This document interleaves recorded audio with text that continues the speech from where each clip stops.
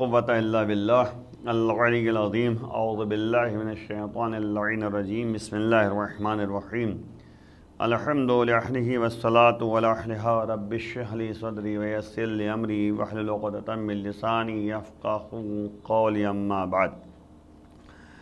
دیکھیں سورہ کہف کی آیتوں کی تفسیر آپ کے سامنے پیش کی جا رہی ہے۔ آج جو ہے 24واں ایپیسوڈ ہے اور 51 نمبر جو ہے 51 ہے آیت کا، اور پچھلے آیت میں جو ہے شیطان کی سرتابی کا جو ہے حکم کی سرتابی کا تذکرہ ہوا تھا کہ شیطان نے سجدہ نہیں کیا تھا اور اس نے سرتابی کی تھی۔ اب اس کے بعد جو ہے یہاں پر پروردگار جو ہے اسی بات کو آگے بڑھاتے ہوئے کہتا ہے کہ ما اشہدتہم خلق السماوات والارض ولا خلق انفسہم وما کنت متخذ المضلین عضدا۔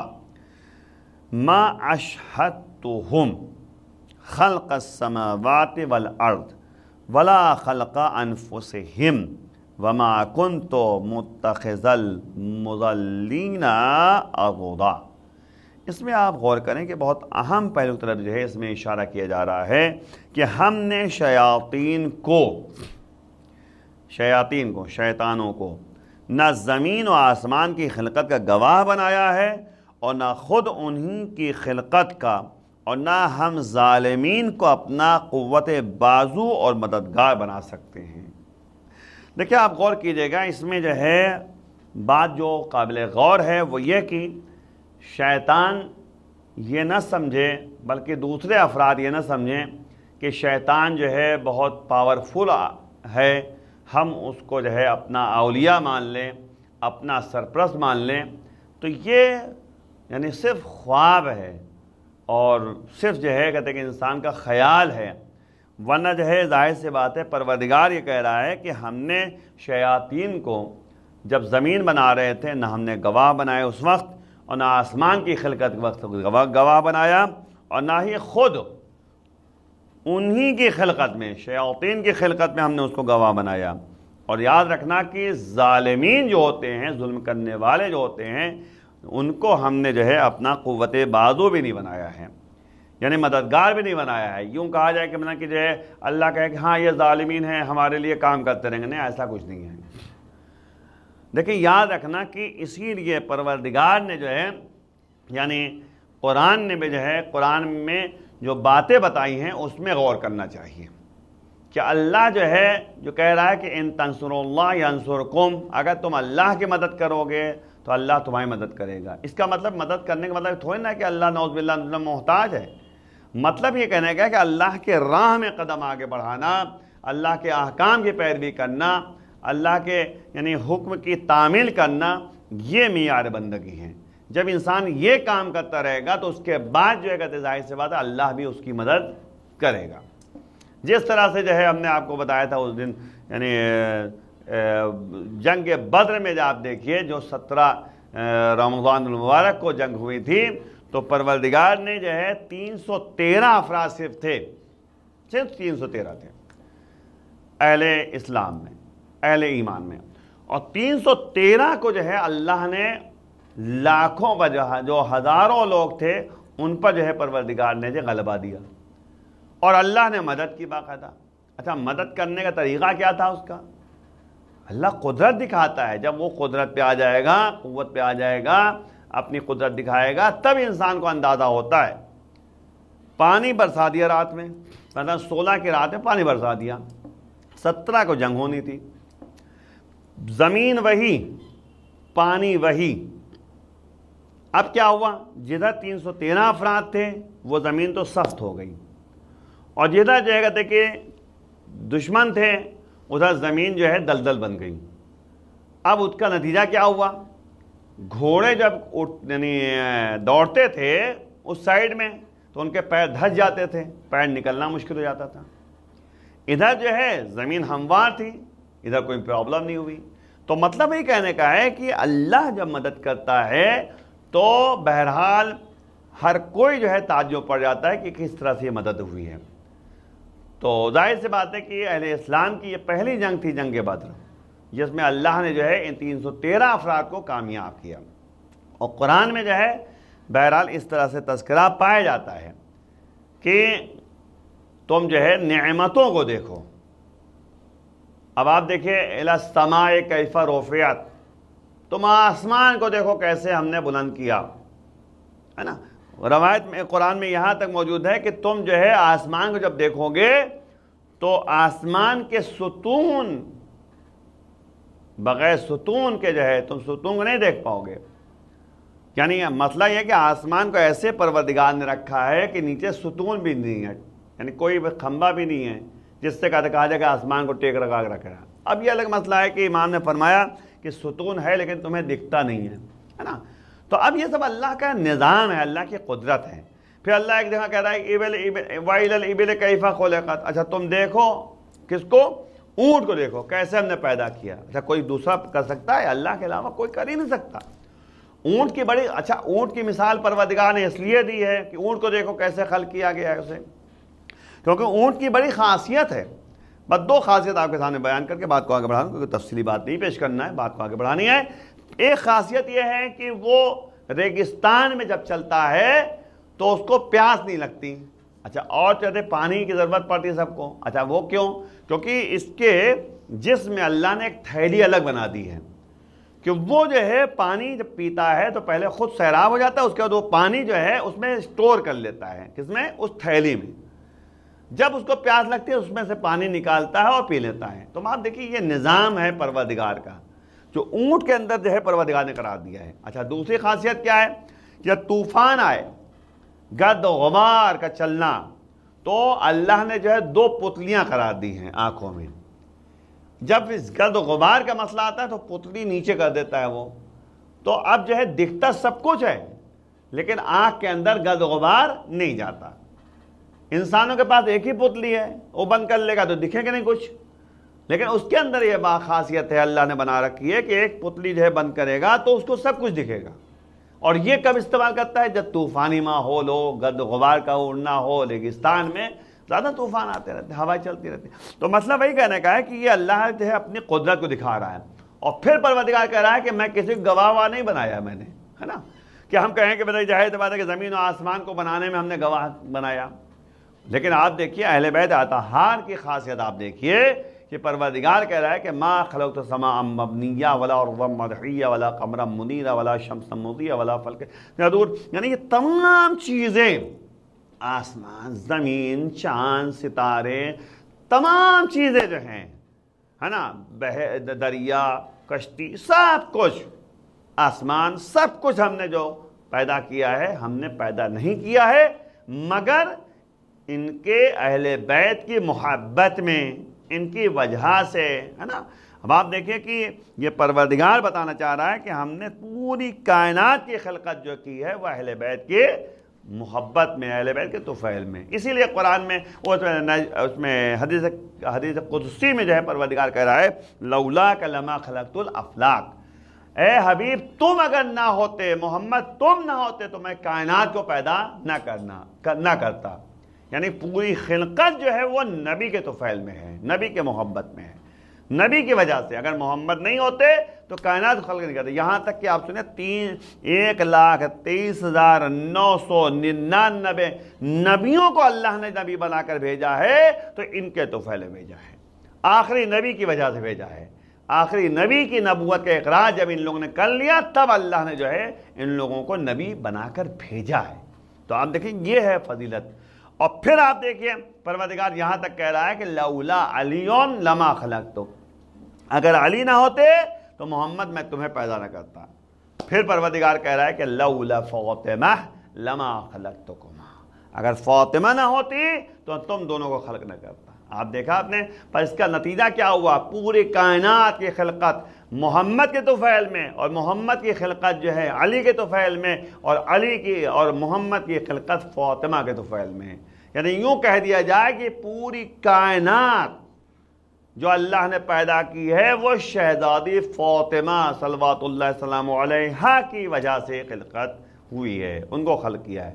تبھی تو یہ صدیق طاہرہ کی زبان سے اگر جملہ نکلتا ہے کہ اے بچوں تمہارے کپڑے درزی کے یہاں ہیں، تو اللہ بھی رضوان جنت کو درزی بنا کر بھیجتا ہے کہ جاؤ۔ اب جب وہ آتا ہے دق الباب کا دروازہ کھٹکھٹاتا ہے، کون؟ کہ انا خیاط الحسنین، میں حسنین کا درزی ہوں۔ کیا آپ غور کیجئے، یہ نہیں کہتا میں رضوان جنت ہوں، اللہ نے ہمیں بھیجا ہے کپڑا دے گا، نہیں، کہ انا خیاط الحسنین، میں حسنین کا درزی ہوں۔ تو آپ غور کیجئے، تمام چیزیں بتانے کا مقصد یہی ہے کہ اللہ جو ہے بہرحال یعنی جب خلق کر رہا ہے تو شیطانوں کو جو ہے اپنا گواہ نہیں بنا رہا ہے۔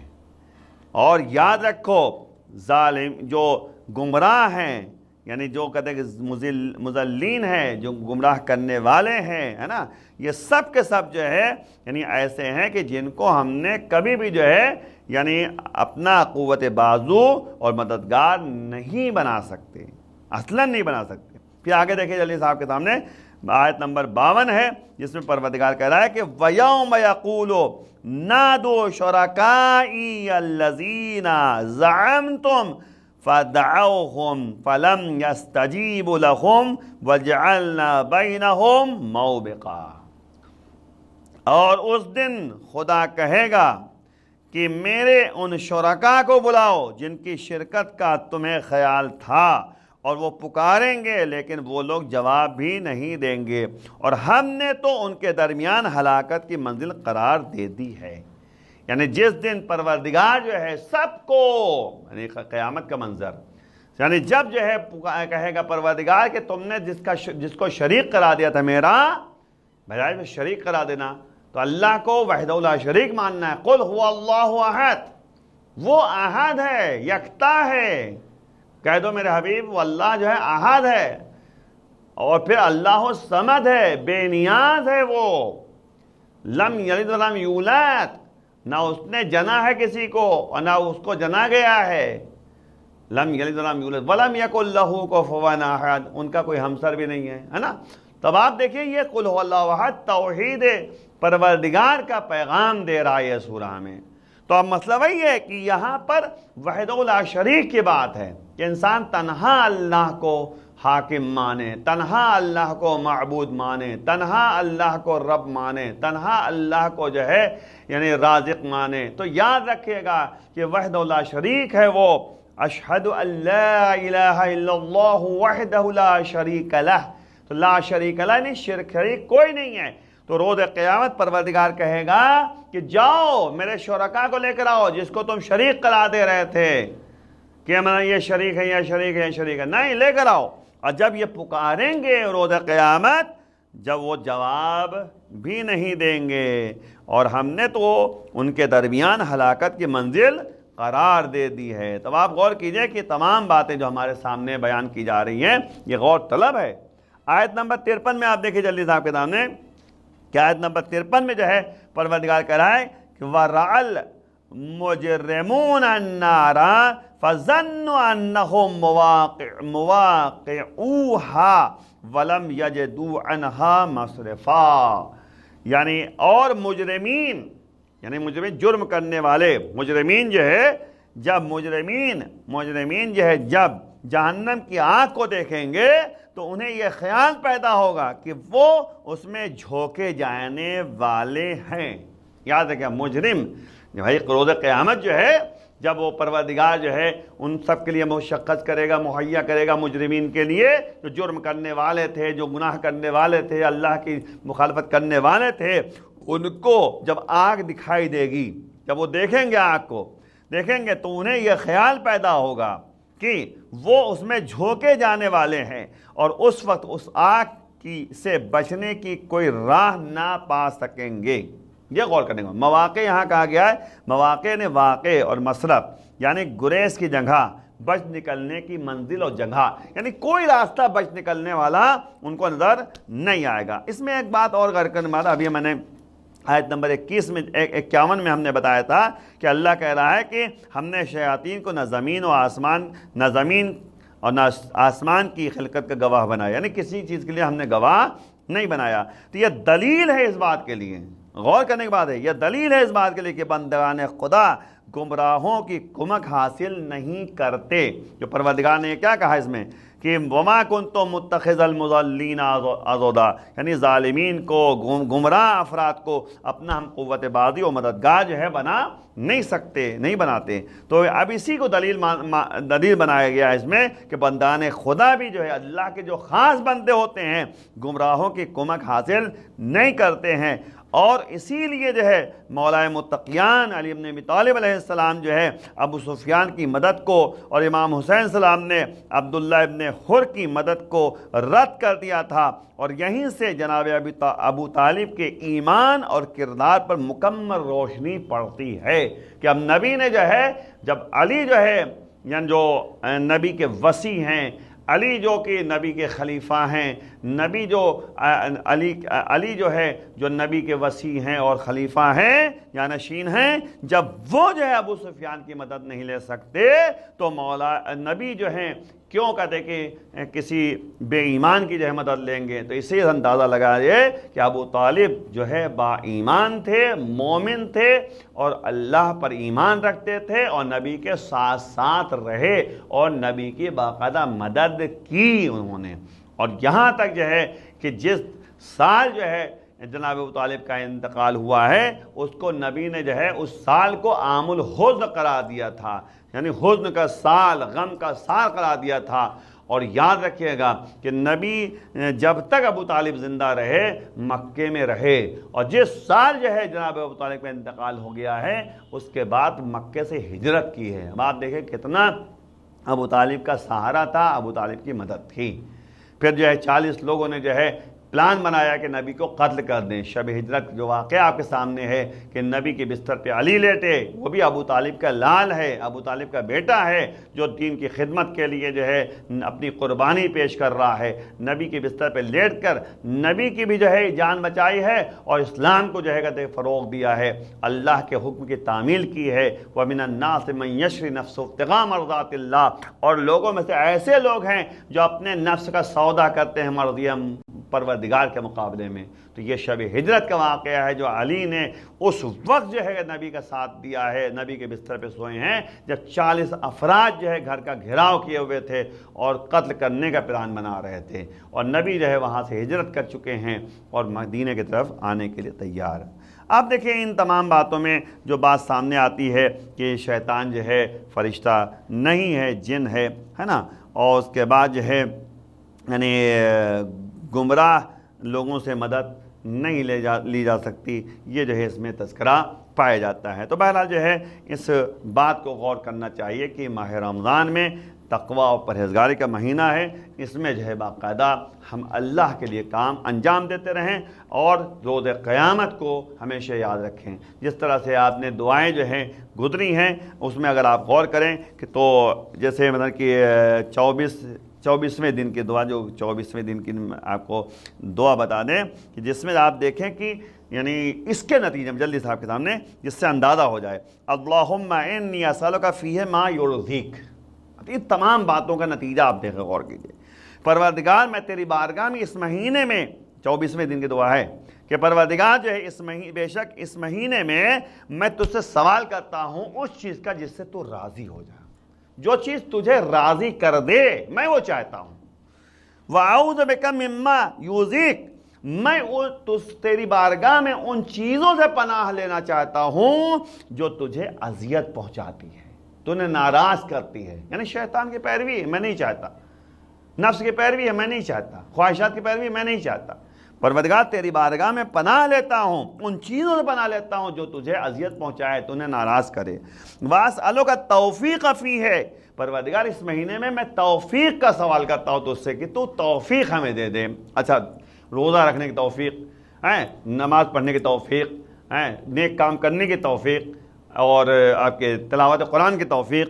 لَأَنْ أُطِيعَكَ، مجھے تو توفیق دے تاکہ میں تیری اطاعت کرتا رہوں، وَلَا عَاسِيَكَ، اور تیری معصیت نہ کروں، تیری نافرمانی نہ کروں۔ یا جواد السائلین، اے سوال کرنے والوں کو بخشنے والا، پورا کرنے والا۔ آخر بارگاہ معبود دعا کرتے پروردگار بحق کے زہرہ وابی ہے وبال و بنیا، ہم سب کے گناہوں کو معاف فرما، جو افراد پریشان حل کے پریشانی دور فرما، امام کے آوان و انصار میں شمار فرما، امام کے ظہور میں تعجیل فرما۔ وآخر دعوانا الحمدللہ بالعالمین، والسلام علیکم ورحمۃ اللہ وبرکاتہ۔